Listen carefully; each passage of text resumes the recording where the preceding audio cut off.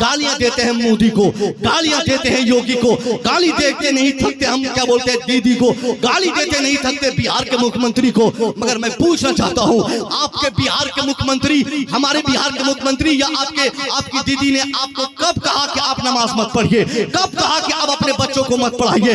कब कहा कि आप अपनी बेटी को पर्दे में मत रखिए?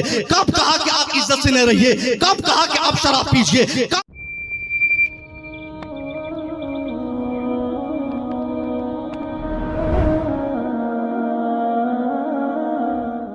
आप माथा पटकिए, अपना सर जमीन पर रख कर पटकिए कि कहां गए वो नजराने 30,000 जो मैंने मुसव्विर को दिया था?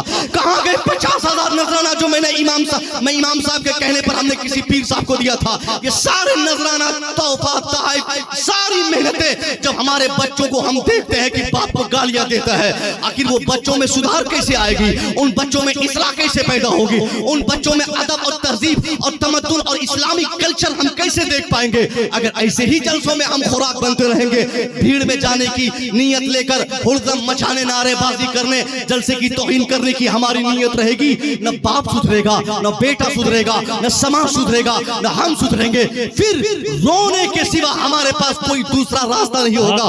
एक तो ऐसे ही हम रो रहे हैं साहब, कभी गुजरात में, कभी यूपी में, कभी बिहार में, कभी बंगाल में, पूरी दुनिया की अगर बात की जाए, एक पालिश्ड जमीन, एक मुट्ठी जमीन भी हमारी अपनी जमीन नहीं है। कहने को 57 ममालिक हमारे हैं, बड़ा फख्र होता है। हमारे उलमा बयान करते हैं there are 47 countries in entire world of Muslim, मुसलमानों के पूरे ममालिक, पूरी दुनिया में तकरीबन 57 ममालिक है। हम बोलते वाह 57 ममालिक है, मगर मैं आपसे पूछना चाहता हूं, अगर जिस कौम के 57 ममालिक होंगे, जिस कौम की तादाद पूरी दुनिया में सबसे ज्यादा अमली एतबार से हो, उस कौम के बच्चे इस तरह से बदतमीज, इस कदर जाहिल, इस कदर बर्बाद, इस कदर तबाह, इस कदर समाज का चोर, इस कदर शरीलो खार, इस कदर नशेड़ी, शराबी और क्या जुआरी बन जाए, अफसोस की बात है साहब। आज हम गालियां देते हैं मोदी को, गालियां देते हैं योगी को, गाली देते नहीं थकते हम क्या बोलते हैं दीदी को,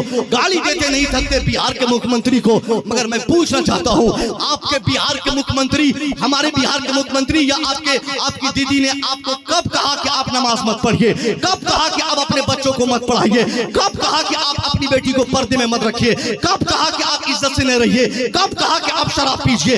कब कहा कि अपने बच्चों को शराब में से शराब से जोड़ के रखे? नहीं, ये सिर्फ हम भीड़ लगाकर बोलते हैं मोदी मुर्दाबाद, योगी मुर्दाबाद। नहीं, ये हमारी जो तबाही आज पूरी दुनिया में हो रही है, हमारे बच्चों को मारा जा रहा है, हमारे बच्चों को पीटा जा रहा है, हमारे बच्चों की जिल्लत और रुसवाई, हमारे घर को जलाना, ये सारी चीजों की वजह कोई नेता, कोई अभिनेता, कोई दुनिया का मुख्यमंत्री, चीफ मिनिस्टर, कोई प्रधानमंत्री, कुछ नहीं।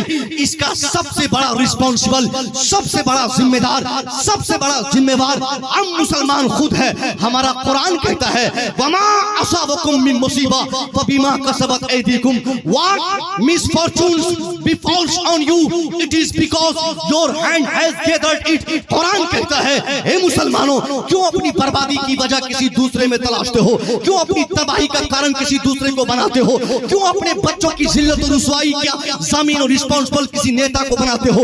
आज जो तेरी ये हालत है, ये तेरी वजह से, तेरी बर्बादी तेरी वजह से, तेरी तबाही तेरी वजह से, तेरा समाज बिखरा है तेरी वजह से, क्योंकि हमने मुस्तफा का कलमा सिर्फ पढ़ा है, किरदार को नहीं अपनाया।